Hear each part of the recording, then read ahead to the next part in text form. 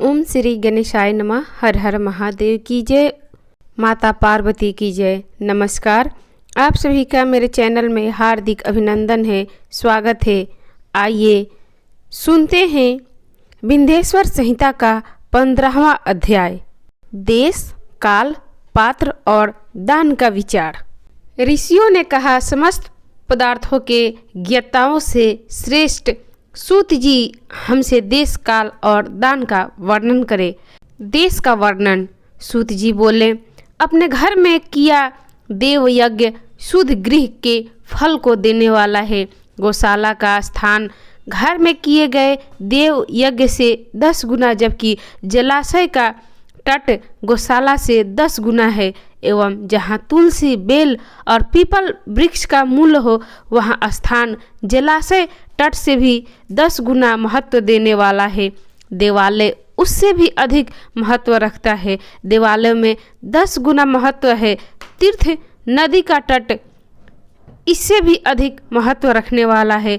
सप्त गंगा का तट, जिसमें गंगा, गोदावरी, कावेरी, ताम्रपर्णी, सिंधु, सरयू और रेवा नदियाँ आती है, इससे भी 10 गुना अधिक फल। समुद्र तट और उससे भी 10 गुना अधिक फल पर्वत चोटी पर पूजा करने से होता है।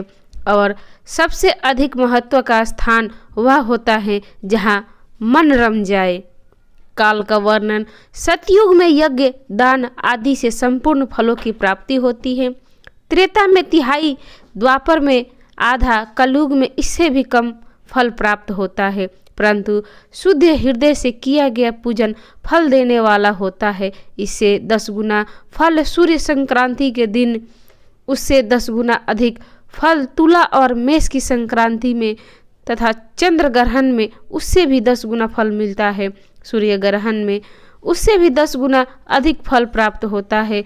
महापुरुषों के साथ में वह काल करोड़ों सूर्य ग्रहण के समान पावन है, ऐसा ज्ञानी पुरुष मानते हैं। पात्र वर्णन। तपोनिष्ठ योगी और ज्ञाननिष्ठ योगी पूजा के पात्र होते हैं, क्योंकि ये पापों के नाश के कारण होते हैं।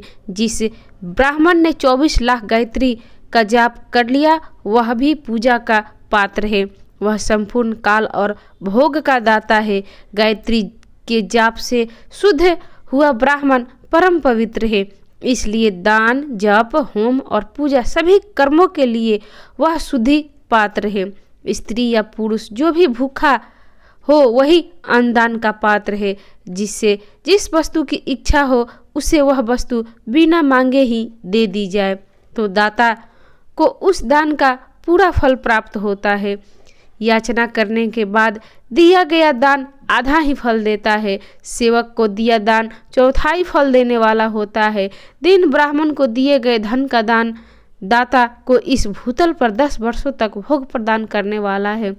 वेद वेता को दान देने पर स्वर्ग लोक में देवताओं के वर्ष से 10 वर्षों तक दिव्य भोग देने वाला है।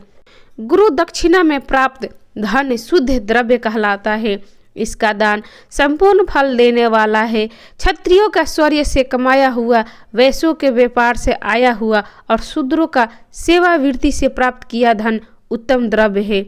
दान का वर्णन। गौ, भूमि, तिल, स्वर्ण, घी, वस्त्र, धान्य, गुड़, चांदी, नमक, कोहड़ा और कन्या नामक 12 वस्तुओं का दान करना चाहिए। गोदान से सभी पापों का निवारण होता है और पुण्य कर्मों की पुष्टि होती है। भूमि का दान परलोक में आश्रय देने वाला होता है। तिल का दान बल देने वाला तथा मृत्यु को निवारक होता है। स्वर्ण का दान वीर्यदायक और घी दान पुष्टिकारक होता है। वस्त्र का दान आयु की वृद्धि करता है। धान्य का दान करने से अन्न और धन की समृद्धि होती है। गुड़ का दान मधुर भोजन की प्राप्ति कराता है।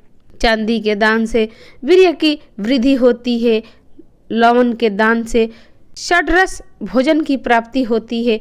कोहड़ा और कुष्मांड के दान से पुष्टिदायक माना जाता है। कन्या का दान आजीवन भोग देने वाला होता है। जिन वस्तुओं से श्रवण आदि इंद्रियों की तृप्ति होती है, उसका सदा दान करे। वेद और शास्त्र को गुरुमुख से ग्रहण करके कर्मों का फल अवश्य मिलता है। इससे ही उच्च कोटि की आस्तिकता कहते हैं। भाई बंधु अथवा राजा के भय से जो असिकता होती है वह निम्न श्रेणी की होती है। जिस मनुष्य के पास धन का भाव है वह वाणी और कर्म द्वारा ही पूजन करे। तीर्थ यात्रा और व्रत की शारीरिक पूजन माना जाता है। तपस्या और दान मनुष्य को सदा करने चाहिए। देवताओं की तृप्ति के लिए जो कुछ दान किया जाता है वह सब प्रकार के भोग प्रदान करने वाला है। इससे इस लोक और परलोक में उत्तम जन्म और सदा सुलभ होने वाला भोग प्राप्त होता है। ईश्वर को सब कुछ अर्पित करने वाला एवं बुद्धि से यज्ञ व दान करने से मोक्ष की प्राप्ति होती है। तो ये थी विंध्येश्वर संहिता का 15वां अध्याय। आपको कैसी लगी? अच्छी लगी तो इसे लाइक करें, शेयर करें, मेरे चैनल को सब्सक्राइब करें। कथा सुनने के लिए आप सभी का धन्यवाद। नमस्कार।